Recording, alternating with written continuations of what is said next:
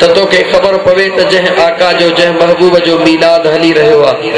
उन मुंहिंजे महबूब जो मक़ाम छा। हिकिड़ी झलक ॿुध। मक्के जे सरज़मीन तां मदीने जे मीर जे दरबार में नूरानी मखलूक जो सरदार जिब्राइल जॾहिं पहुतो महबूब जे दरबार में करीम रब समझाए मोकिलियुसि त मुंहिंजे यार जे दरबार में वञी थो मगर सलाम भी न वराइजां सॾड़ो भी न कजां मुंहिंजो पुनल आराम में हूंदो। ओ जिब्राइल जी रब्बे जलील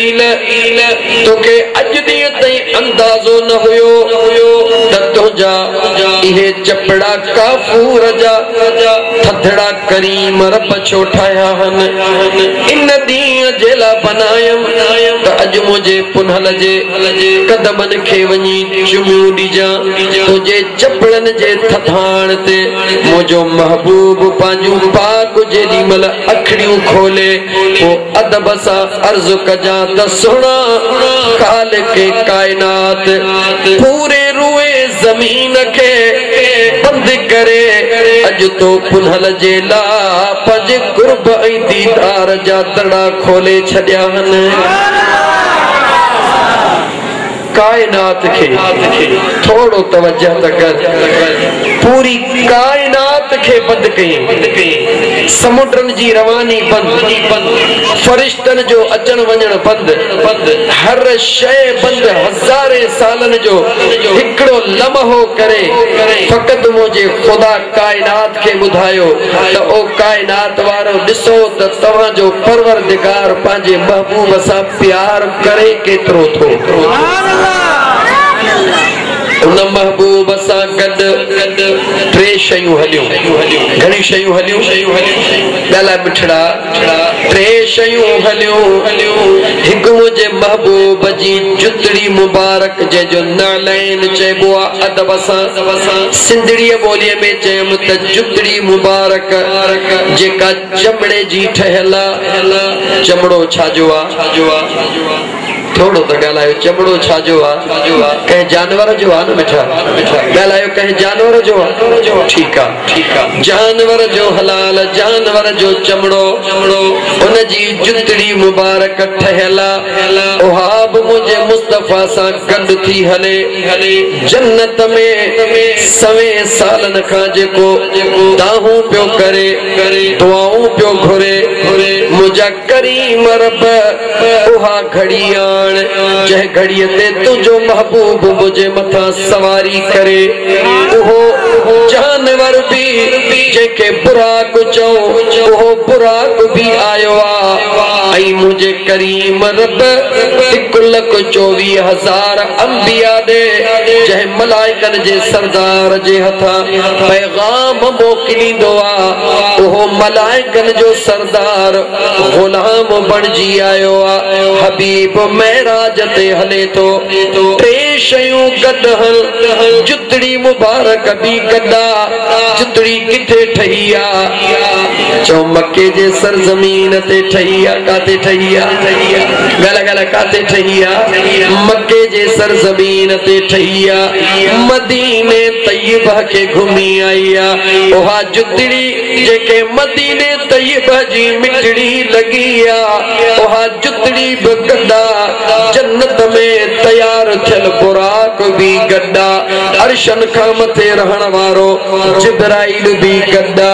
जरा गौर कर मुसलमान जेॾी महिल टई गॾु हलिया बुराक ते मुंहिंजो मुस्तफ़ा सवार जुतड़ी कदमनि में चंबुड़ी पई आहे। जेॾी महिल मुंहिंजा दोस्त हिन ज़मीन जो सफ़र मुकमिल थी वियो जेको जन्नत मां आयल बुराक उनखे हुक्म थियो त बस तुंहिंजे लाइ काफ़ी आहे हेतिरा साल जन्नत में बीही करे दुआऊं घुरियई हबीब खे खणी आयो आहे तुझी ड्यूटी खत्म थी आ हबीब मथे हलिया जिब्राइल गॾु गॾु हलण लॻो आ मुंहिंजो मुस्तफ़ा करीम सां गॾु जिब्राइल गॾु गॾु हलण लॻो आ पहिरियों आसमान ॿियो आसमान टियों चौथों पंजो छहों सतों सतनि आसमाननि ते जिब्राइल गॾु गॾु जिब्राइल गॾु गॾु उॾामी रहियो आहे जेॾी महिल सिदरा जो मक़ाम आयो आहे त जिब्राइल खे बि हुकुम थियो तूं बि बीही रहो तुंहिंजी बि ड्यूटी ख़त्म थी वई अॻिते तोखे बि इजाज़त कान्हे का ज़रा गौर कर कलबे वारा ग़रीब गौर कर जंहिं बुराक ते मुस्तफ़ा चढ़ी आयो जन्नत में रहण वारो उनजी बि ड्यूटी ख़त्म थी वई जेको अर्शन खां मथे रहण वारो उनजी बि ड्यूटी खत्म थी वई पर जेका जुतड़ी कदमन में चंबड़ी पई आ अञा उनजी ड्यूटी खत्म कान थी आ तवज्जह कर इन करे तोखे चयम गरीब जहिड़ो आहीं तहिड़ो चंबड़ियो पियो हई न यार जे कदमनि में खुश नसीब आहीं इहो तुंहिंजो चंबड़ण तोखे किथे पहुचाईंदो बेशक तोखे घणो इल्मु कोन्हे